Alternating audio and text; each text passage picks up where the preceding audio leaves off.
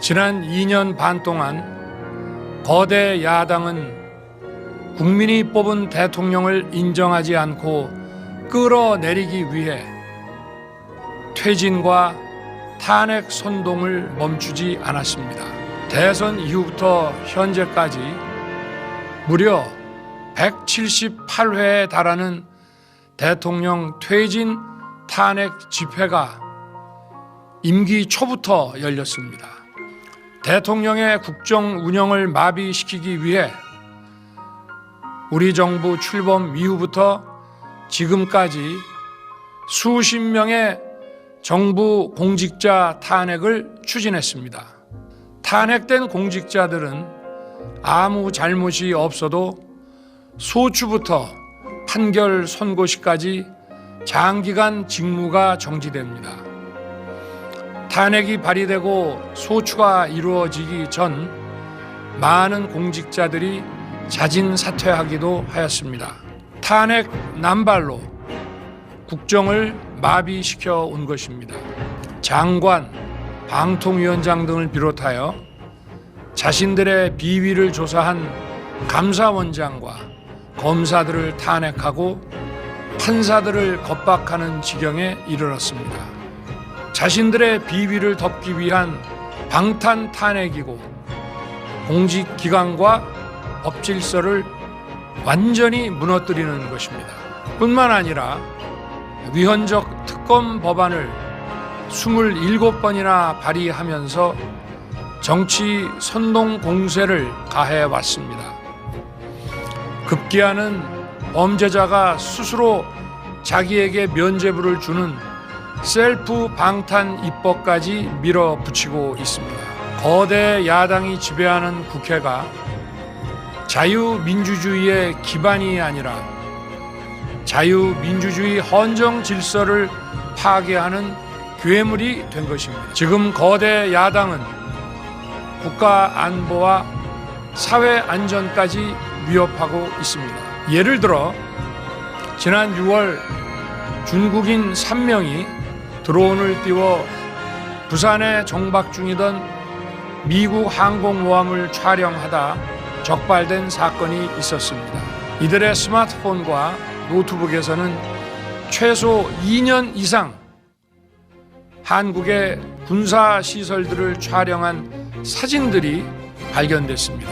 지난달 40일에는 40대 중국인이 드론으로 국정원을 촬영하다 붙잡혔습니다. 이 사람은 중국에서 입국하자마자 곧장 국정원으로 가서 이 같은 일을 벌인 것으로 확인됐습니다. 하지만 현행 법률로는 외국인의 간첩 행위를 간첩죄로 처벌할 길이 없습니다.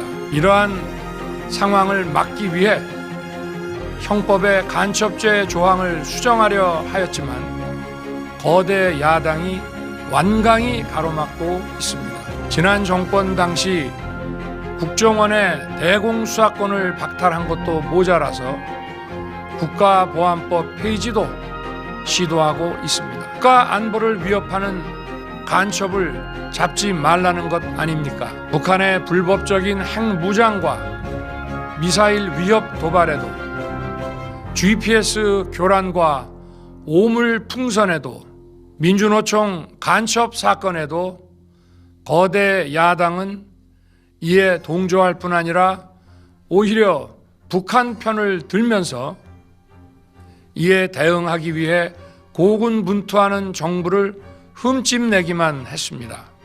북한의 불법 핵 개발에 따른 유엔 대북 제재도 먼저 풀어야 한다고 주장합니다.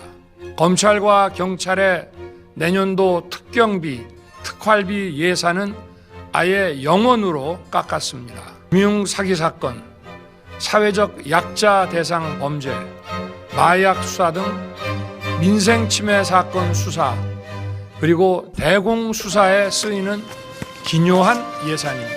마약, 딥페이크 범죄 대응 예산까지도 대폭 삭감했습니다. 자신들을 향한 수사 방해를 넘어 마약 수사, 조폭 수사와 같은 민생사범 수사까지 가로막는 것입니다. 대한민국을 간첩 천국, 마약 소굴, 조폭 나라로 만들겠다는 것 아닙니까? 이런 사람들이야말로 나라를 망치려는 반국가 세력 아닙니까? 그래놓고 자신들의 특권을 유지하기 위한 국회 예산은 오히려 늘렸습니다. 경제도 위기 비상 상황입니다. 거대 야당은 대한민국의 성장 동력까지 꺼뜨리려고 하고 있습니다. 민주당이 삭감한 내년 예산 내역을 보면 잘 알 수 있습니다. 원전 생태계 지원 예산을 삭감하고 체코 원전 수출 지원 예산은 무려 90%를 깎아버렸습니다. 차세대 원전 개발 관련 예산은 거의 전액을 삭감했습니다. 기초과학연구, 양자, 반도체, 바이오 등 미래 성장 동력 예산도 대폭 삭감했습니다. 동해가스전 시추 예산, 이른바 대왕고래 사업 예산도 사실상 전액 삭감했습니다. 청년 일자리 지원 사업, 취약계층 아동 자산 형성 지원 사업, 아이들 돌봄 수당까지 손을 댔습니다. 산업 생태계 조성을 위한 혁신 성장 펀드, 강소기업 육성 예산도 삭감했습니다. 재해 대책 예비비는 무려 1조 원을 삭감하고 팬데믹 대비를 위한 백신 개발과 관련 R&D 예산도 깎았습니다.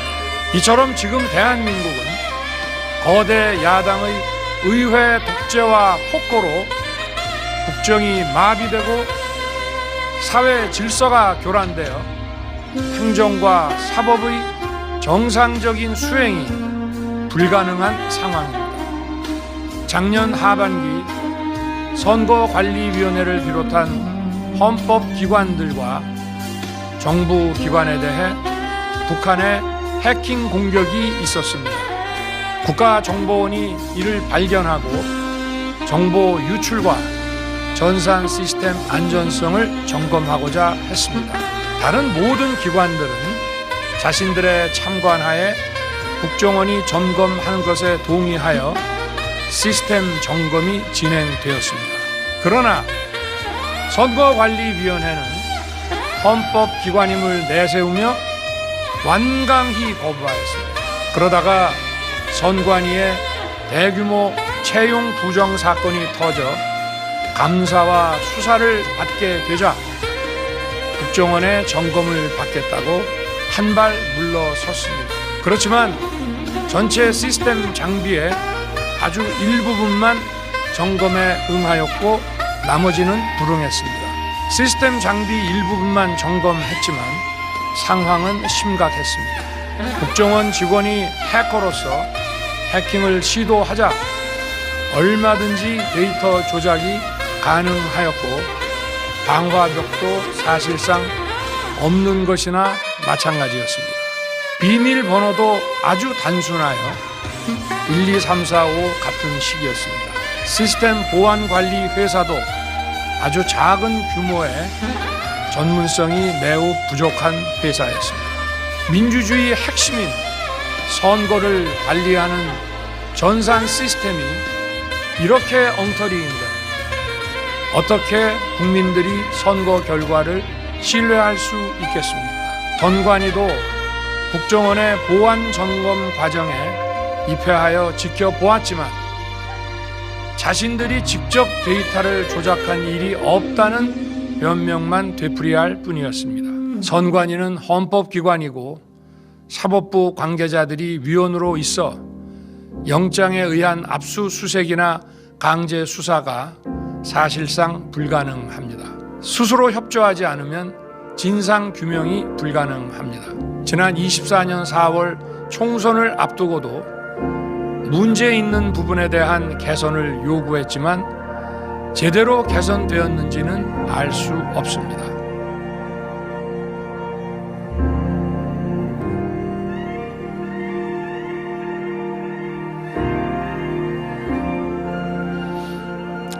최근 거대 야당 민주당이 자신들의 비리를 수사하고 감사하는 서울중앙지검장과 검사들, 헌법기관인 감사원장을 탄핵하겠다고 하였을 때 저는 이제 더 이상은 그냥 지켜볼 수만 없다고 판단했습니다. 이들은 이제 곧 사법부에도 탄핵의 칼을 들이댈 것이 분명했습니다.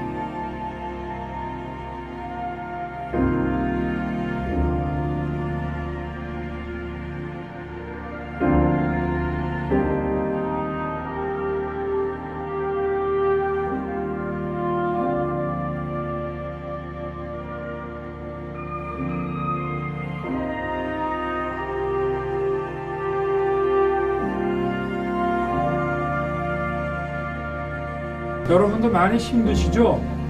정부도 노력을 하고 있습니다만은 시간이 좀 많이 걸립니다.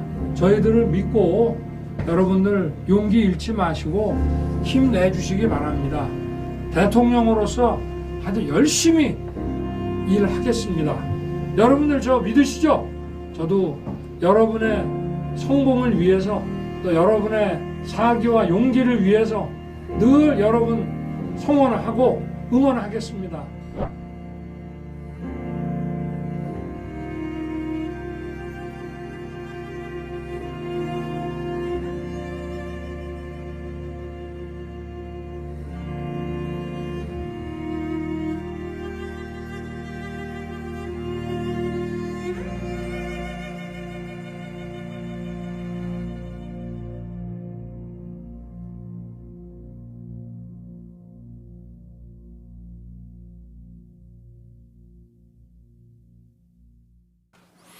저는 이미 권력의 정점인 대통령 자리에 있습니다.